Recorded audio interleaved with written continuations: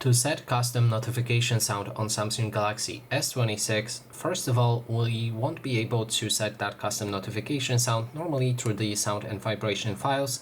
We don't have the option to add that custom sound, but I have an option for that. So to do this, we'll need to go back to our home screen first, then look for an app called My Files, usually in the Samsung folder on the top right here. When you enter it, go to the internal storage, and then you need to find the sound files that you want to use as custom notification sounds.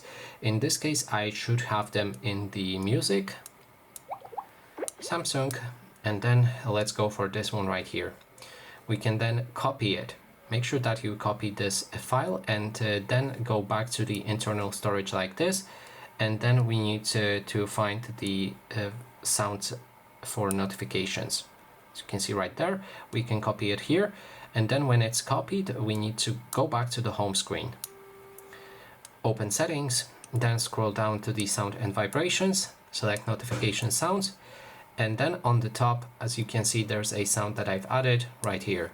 And that is basically everything. Thanks so much for watching.